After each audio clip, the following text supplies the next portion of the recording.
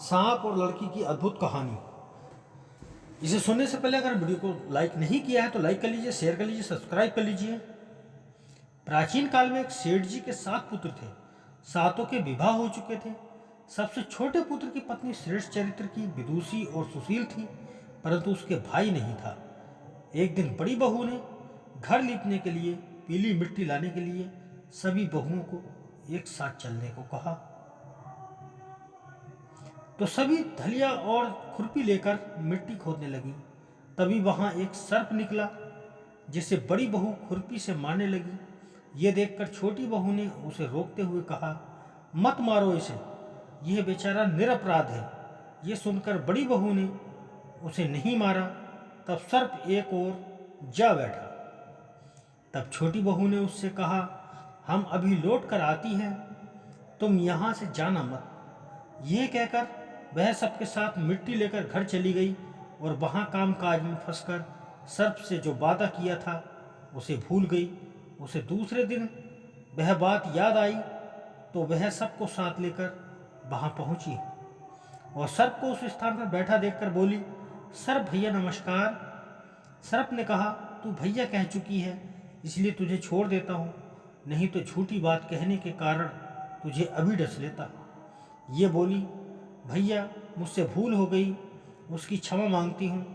तब सर्प बोला, अच्छा तू आज से मेरी बहन हुई और मैं तेरा भाई हुआ, तुझे जो मांगना हो मांग ले। वह बोली, भैया मेरा कोई नहीं है, अच्छा हुआ जो तू मेरा भाई बन गया। कुछ दिन व्यतीत होने पर वह सर्प मनुष्य का रूप रखकर उसके घर आया और बोला कि मेरी बहन को भेज दो। सबने कहा कि इसके तो कोई भाई नहीं था। तो वह बोला, मैं दूर के रिश्ते में इसका भाई हूँ, बचपन में ही बाहर चला गया था। इसके विश्वास दिलाने पर घर के लोगों ने छोटी को उसके साथ भेज दिया।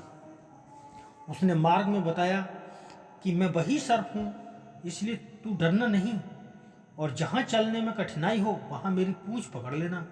उसने कहे अनुसार ही किया और इस प्रकार वह उसके घर पहुँच गई।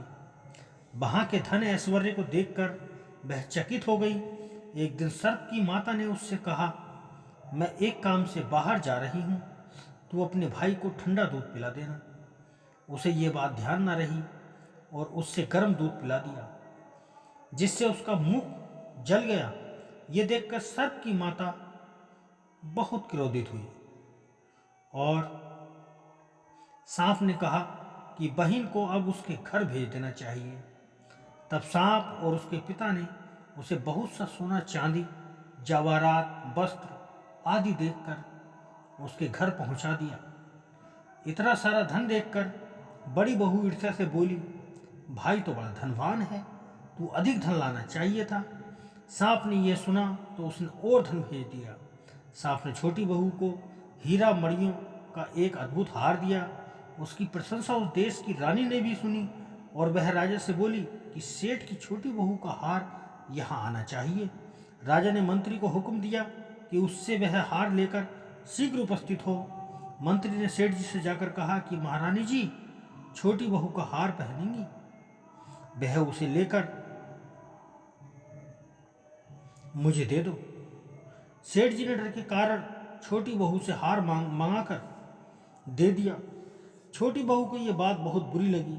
उसने अपने भाई को याद किया और आने पर कहा, भैया रानी ने मेरा हार छीन लिया है, तुम कुछ ऐसा करो कि जब वह हार उसके गले में रहे तब तक के लिए सर्प बन जाए और जब वह मुझे लौटा दे तब हीरो और मणियों का हार हो जाए।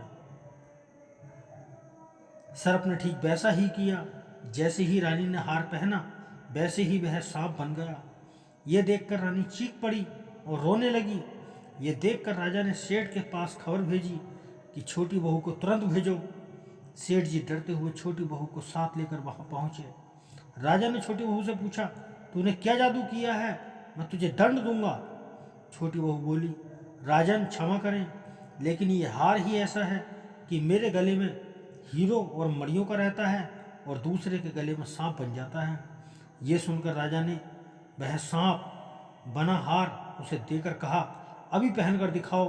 छोटी बहू ने जैसे ही उसे पहना तो हार मड़ियों का हो गया।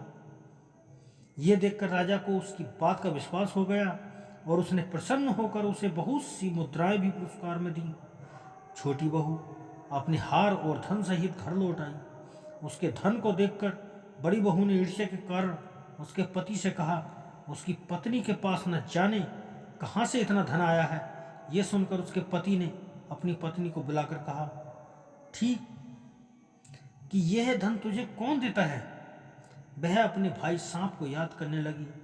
तब उसी समय सांप ने प्रकट होकर कहा, जो मेरी बहन के आचरण पर संदेह करेगा उसे मैं खा लूँगा।